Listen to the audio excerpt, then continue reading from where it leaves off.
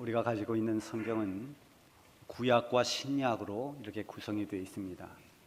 구약은 39권, 그리고 신약은 27권. 그래서 우리가 구구단을 외운 것처럼 3927, 총 66권의 그런 성경으로 구성이 되어 있습니다.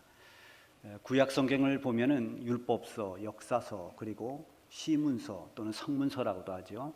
그리고 예언서, 그 예언서에는 대예언서, 소예언서, 이렇게 다양한 장르를 가지고 구약이 구성되어 있고요. 신약은 사복음서와 그 다음에 역사서는 사도행전을 말하죠. 그리고 바울 서신과 일반 서신이 묶인 서신서, 그리고 맨 마지막에 이 예언서라고 하는 요한계시록, 이렇게 굉장히 다양하면서도 방대하게 성경은 기록이 되어 있습니다.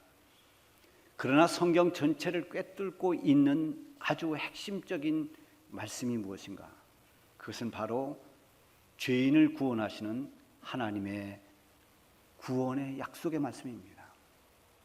먼저 인간이 죄인인 것을 성경을 통해서 깨닫게 하시고 그 죄의 늪에서 나올 수 있도록 하나님께서 이루어 주시는 그런 하나님의 죄사함과 그런 거룩한 구원의 약속, 이것이 바로 성경의 핵심 메시지입니다.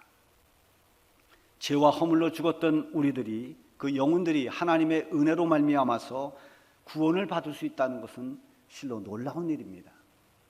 에베소서 2장 5절에 보면은 허물로 죽은 우리를 그리스도와 함께 살리셨고 너희가 은혜로 구원을 받은 것이다, 이렇게 말씀하고 있습니다. 죄로 말미암아서 다 망가지고 부패되고 죽었던 영혼이 살아날 수 있는 것, 아무리 죄인 개수라 할지라도, 좌절할 수밖에 없는 인생이라 할지라도 하나님의 은혜의 손길이 닿을 때 다시 회복되고 살아나고 구원받을 수 있다는 것이 성경에 기록된 하나님의 약속입니다. 그래서 성경은 하나님의 구원의 말씀인 동시에 모든 죄인들과 무너진 영혼들에게 주시는 희망의 메시지이기도 합니다. 이런 희망을 주시는 분이 바로 여호와 하나님이십니다. 따라서 하나님이 없는 인간은 하늘의 소망을 가질 수가 없습니다. 반면에 어느 누구라도 하나님을 믿고 의지하며 따르는 모든 사람들에게는 하늘의 소망을 가질 수가 있습니다. 오늘 우리가 읽은 룻기는 4장으로 되어 있습니다. 아주 짧은 성경입니다. 룻기를 이렇게 읽다 보면 아주 참담한 한 가정 이야기가 나오고 있습니다. 어떻게 이렇게 비참하게 되었을까? 정말 마음이 안타깝고 애절한 그런 마음을 갖게 됩니다. 그러나 이 룻기를 다 읽고 나면 하나님께서 이루시는 놀라운 반전을 보게 됩니다. 이것은 우연이 아니라 하나님의 놀라운 섭리 안에서 이루어진 사건입니다.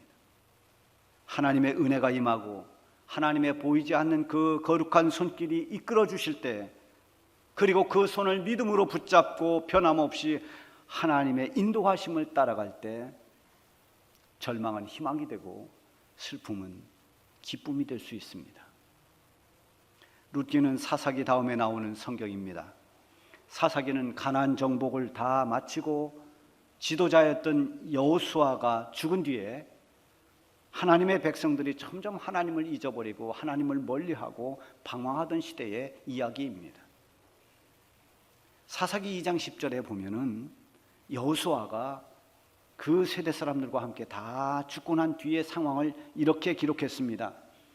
그 세대의 사람도 다 그 조상들에게 돌아갔고 그 후에 일어난 다른 세대는 여호와를 알지 못하며 여호와께서 이스라엘을 위하여 행하신 일도 알지 못하였더라. 여러분, 이 여호수아와 가나안을 정복했던 세대들은 하나님의 은혜를 알고 있었습니다. 하나님이 어떻게 자기들을 도왔고 어떻게 이 땅을 정복했는지를 현장에서 경험한 사람들입니다. 그런데 문제는 신앙 교육이 다음 세대로 이어지지를 못했습니다. 믿음의 유업이 자녀들에게 전수되지 못했습니다. 약속의 땅인 이 가나안 정착이 이루어진 후에 2세대, 3세대들은 하나님을 알지 못하고 하나님께 관심이 멀어지고 하나님이 행하셨던 그런 위대한 일들을 전혀 몰랐다는 것입니다. 그래서 이 사사기의 마지막 장인 마지막 절, 그것은 사사시대의 특징이 어떤 것인가를 잘 나타내고 있습니다. 사람이 각기 자기의 소견에 옳은 대로 행하였더라. 하나님의 말씀이 기준이 되어 살지 않고 하나님의 말씀은 제쳐두고, 아니 알지도 못하고 각각 자기가 옳은 대로, 자기 생각대로, 제멋대로 살았던 것이 사사시대입니다. 이것을 보면 자녀의 신앙 교육이 얼마나 중요한지를 우리는 알 수가 있습니다. 다음 세대들에게 하나님의 말씀을 잘 가르쳐주고 신앙을 유업으로 이어주는 것, 이것이 얼마나 필요한 것인가, 이것이 얼마나 소중한 일인가를 절실하게 깨달을 수 있는 말씀입니다. 공부를 못하거나 건강하지 못하거나 아니면 재능이 좀 부족하거나 이런 것 때문에 영혼이 망가지는 법은 없습니다. 그러나 하나님을 모르고 믿음을 갖지 못했을 때 영혼은 소생될 수가 없고 구원과는 멀어지는 것입니다. 사사시대에도 하나님께서 사사를 세워서 민족을 구원해 주시기도 하고 하나님의 뜻을 전달하기도 했습니다. 그럼에도 불구하고 영적으로 안정되지 않은 채 혼란하고 혼탁한 시대가 사사시대입니다. 그런데 룻기가 시작되는 룻기 1장 1절에 보면 사사들이 치리하던 때에, 이걸 보면 룻이 그 시대적 배경이 사사시대라는 것을 알 수가 있습니다. 사사시대에 가나안 땅에 큰 가뭄이 오고 흉년이 들었습니다. 백성들은 먹고 살기가 힘들었습니다. 온 백성이 하나님 앞에서 기도하고 하나님 앞에 이 가뭄의 문제, 흉년의 문제를 놓고 기도해야 되는데 그들은 각기 자기 살궁리를 했습니다. 자기 판단대로 행동했습니다. 그 가운데 한 가정이 바로 베들레헴에 살던 나오미의 가정입니다. 나오미는 그의 남편 엘리멜렉과 그리고 두 아들 말론과 기럨, 이 네 식구가 지금까지 살아왔던 하나님의 약속의 땅인 가나안 땅을 떠나서 이방 땅인 모압 땅으로 이사를 갔습니다. 당시 하나님의 백성들은 하나님이 주신 약속의 땅을 떠나지 않았습니다. 다른 이방 민족이 사는 곳으로 떠난다는 것은 마치 하나님을 버리고 떠나는 것 같은 그런 정서가 있었습니다. 그도 그럴 것이 이방인들과 함께 살다 보면 문화가 다르고 신앙이 다릅니다. 섬기는 신이 다릅니다. 지금같이 글로벌 시대가 아니라 그 시대만 해도 완전히 부족 중심의 시대고 민족 중심의 시대였기 때문에 더더욱 그랬습니다. 하나님 백성인 나오미의 가정이 흉년의 재앙을 피해서 저 이방 땅 모압으로 이주한 후에 아마 그들은 생각했던 것보다도 훨씬 더 어려움을 겪으며 살았을 것입니다. 그래도 하나님 백성인지라 어려서부터 하나님 들었고 하나님에 대한 신앙으로 말하면 모태신앙이라고 할 수가 있는데, 아무리 믿음이 없고 형식적인 그런 믿음의 사람이라 할지라도 이방 땅에서 적응하기란 참으로 힘들었을 것입니다. 모압에 살면서 두 아들 모두를 나오미가 결혼시켰습니다. 모두가 그 땅에 사는 모압 여인을 며느리로 맞았습니다. 물론 이 두 아들의 혼사가 이루어지기 전에 나오미는 큰 슬픔을 당합니다. 자기 남편 엘리멜렉이 세상을 떠났습니다. 그래서 혼자 두 아들을 데리고 살다가 두 아들이 다 결혼한 겁니다. 그나마 이제 두 아들 모두가 결혼해서 며느리를 얻었는데 불행은 멈추지 않았습니다. 사랑하는 두 아들마저도 다 죽게 됩니다. 모압으로 이사 온 지 10년째 되던 해입니다. 남편도 두 아들도 다 잃었습니다. 이제 남은 것은 나오미와 두 며느리뿐입니다. 하루하루 사는 것이 참 힘들고 긴 한숨을 쉬면서 나오미는 희망을 잃고 살아갑니다. 점점 실망은 커져가고 길을 잃은 사람처럼 어떻게 살아야 할지 앞을 내다보지 못하고 날마다 남 모르는 눈물을 흘리며 살아야 하는 그런 형편이었습니다. 본래 이 나오미의 이름의 뜻은 희락입니다. 즐겁다, 기쁘다 이런 뜻인데요. 그 이름하고는 전혀 달리 이 나오미의 삶은 오히려 즐겁고 기쁘기는커녕 처절한 슬픔과 고통으로 계속됐습니다. 그러던 어느 날 이 나오미가 10년을 살아온 모압 땅을 떠나서 고향으로 돌아가기로 결단합니다. 6절에 있는 것처럼 하나님께서 하나님의 백성들을 돌보셔서 먹고 살만하다는 고향 소식을 들은 것도 있겠지만 아마도 하나님의 백성의 자리를 떠났던 자기의 삶의 후회와 자기 반성 이런 것들도 큰 몫을 했을 것입니다. 베들레헴을 떠나올 때는 무언가 더 나은 삶을 꿈꾸며 모압으로 왔을 텐데 그 꿈은 다 산산이 부서지고 말았습니다. 지금까지 참담하게 살아왔던 그 힘들고 괴로웠던 이방 땅에서의 삶을 다 훌을 털어버리고 이제는 하나님의 백성이 사는 유다 땅 베들레헴으로 돌아가려고 하는 것입니다.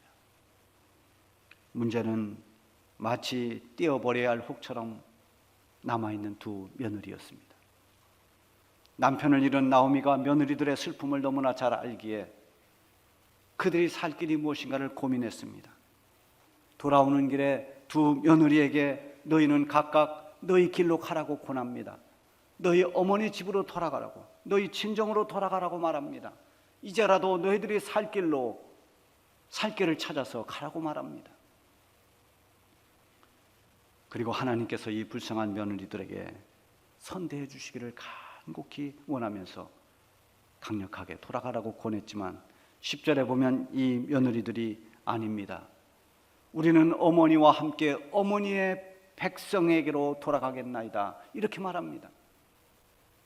그때 나오미가 더욱 강력하게 자신의 며느리들에게 데려갈 수 없는 자신의 처지를 어필합니다. 나오미가 말하는 그 말을 들어보면 그가 하나님을 믿고 있지만 오해를 하고 있는 것들이 있습니다. 아직도 하나님을 제대로 알지 못한다는 것을 알게 됩니다. 이것은 나오미뿐만이 아니라 하나님을 믿는 성도들 가운데도 이렇게 오해하는 경우가 많습니다. 12절에 보면 내 딸들아 되돌아가라.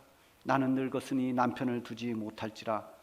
가령 내가 소망이 있다고 말하든지 오늘 밤에 남편을 두어 아들들을 낳는다 하더라도 이 두 가지 불가능을 얘기한 거죠. 가령 내가 소망이 있다고 말하든지 이 말은 나에게는 소망이라고는 남아있지 않다. 나는 소망이 없는 사람이다. 이런 말입니다. 그리고 또 하나는 오늘 밤 내가 남편을 두어서 아들들을 낳는다 하더라도 이 역시 불가능하다 그 얘기죠. 내가 늙어서 며느리들과 함께 살 남편, 옛날에 그 어떤 가정제도나 이런 걸 보면 좀 더 이해가 쉬운데요. 내가 아들을 낳아서 너희들의 남편이 될 수 있을 때까지 내가 낳는다 하더라도, 낳지도 못하지만 낳는다 하더라도 그때까지 어떻게 기다리겠느냐. 내게는 이제 소망이 없다 이런 말입니다. 나오미는 지금 소망을 자기의 형편 속에서 찾아보려고 합니다. 그러니까 소망이 안 보입니다.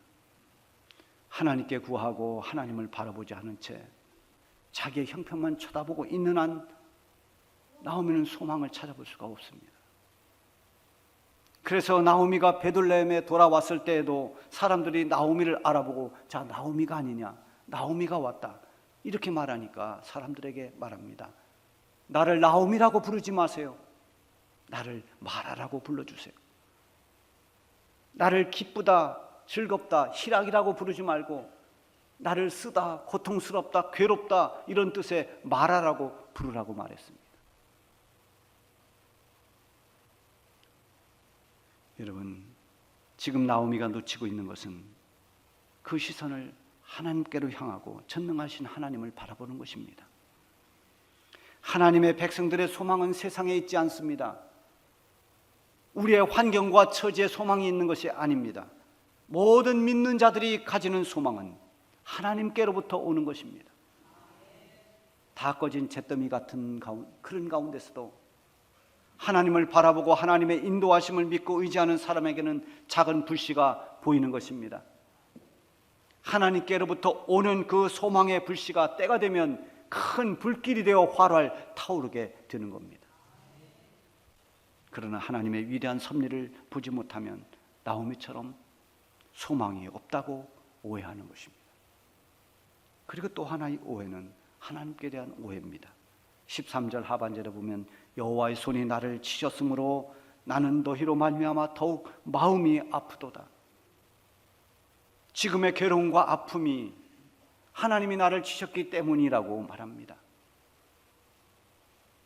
그리고 나오미가 고향에 돌아가서도 사람들에게 그렇게 말합니다. 21절에 보면 내가 풍족하게 나갔더니 여호와께서 내게 비어 돌아오게 하셨느니라.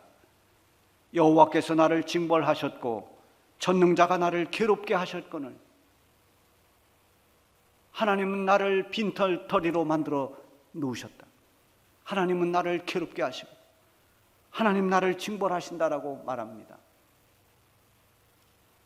나를 돌아보지 않은 채 하나님의 징계만 야속하게 생각하고 있습니다. 하나는 알고 있지만 둘을 알지 못합니다. 하나님의 징벌은 알고 있지만 그 징벌 뒤에 숨어있는 하나님의 안타까운 마음, 하나님의 따뜻한 사랑의 섭리를 모르고 있습니다. 하나님께서 우리에게 대하시는 궁극적인 것은 징벌이 아니라 회복과 치유입니다. 우리를 고쳐주시고 우리를 바로잡아서 온전한 하나님의 사람으로 만들어주시는 것, 이것이 하나님이 원하시는 것입니다. 그래서 우리에게 징계가 있어도 어떤 시련이 있어도 희망을 포기해서는 안 됩니다. 하나님은 이스라엘 백성들에게 내가 너희에게 주려는 것은 재앙이 아니라 미래와 희망이라고 했습니다. 지금은 비록 고난의 때를 보내고 있다 할지라도 하나님께서 주시려는 것은 지금의 재앙이 아니라 징계가 아니라 미래의 희망을 주려는 것이라, 이 말씀입니다. 여러분 모두가 이런 믿음을 가지시기를 바랍니다. 나오미는 소망이 없는 나를 따라오지 말라고 며느리들을 돌려보냅니다. 며느리 중에 오르바는 돌아갔지만 룻은 끝까지 시어머니를 따라왔습니다. 죽음이 우리를 갈라놓지 않는 한 저는 어머니를 떠나지 않겠습니다. 어머니의 백성이 나의 백성이 될 것이고 어머니가 믿는 하나님은 나의 하나님이 될 것입니다. 이게 룻의 말입니다. 룻의 모습 속에서 하나님을 따라야 할 우리 성도들의 자세가 어떠해야 하는지를 보여주고 있습니다. 아무런 이득도 챙길 수 없는, 오히려 고생과 시련이 기다리고 있는 소망 없는 시어머니를 떠나지 않고 끝까지 시어머니를 따라 베들레헴에 온 이 룻의 삶에 하나님께서 개입하기 시작하십니다. 비록 이방 여인이지만 하나님은 룻을 돌아보셨습니다. 룻을 긍휼히 여겨주셨습니다. 그에게 놀라운 은혜를 부어주셨습니다. 룻이 베들레헴에 돌아왔을 때 보리 수확을 하는 시기입니다. 베들레헴의 부자요 유지였던 이 보아스의 보리밭에서 룻은 이삭을 줍고 있었습니다. 그 이삭 줍던 룻이 주인인 보아스와 만나게 됩니다. 그래서 둘은 마침내 결혼을 하고 오벳이라고 하는 아들을 낳습니다. 룻기 마지막 부분에 보면 족보가 쭉 소개되고 있는데 거기에 룻의 남편 보아스가 나옵니다. 보아스는 오벳을 낳고 오벳은 이새를 낳고 이새는 다윗을 낳으니라. 룻은 다윗의 증조모가 되었습니다. 거룩한 그리스도의 계보에 올라갔습니다. 얼마나 놀라운 일입니까? 얼마나 놀라운 반전입니까? 소망이라고는 찾아볼 수 없던 이 나오미의 가정이 룻을 통해서 하나님의 은혜와 복이 차고 넘쳤습니다. 나오미는 자신은 소망이 없는 사람이라고, 나는 하나님께 벌받은 인생이라고 했지만 하나님은 그 가정에 소망을 주셨습니다.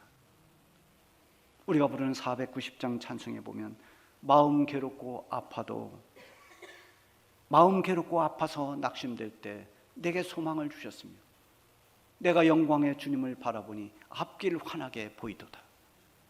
이게 우리가 가질 소망입니다. 절망 가운데서도 룻처럼 끝까지 하나님을 따르는 자에게는 소망이 있습니다. 어둠 속에서도 주님을 끝까지 바라보는 그 사람에게는 가야 할 길이 보입니다. 우리의 소망은 여호와 하나님께 있습니다. 어떤 형편 속에서도 하나님이 나의 소망이라는 이 믿음을 놓치지 말고 살아가시기를 바랍니다.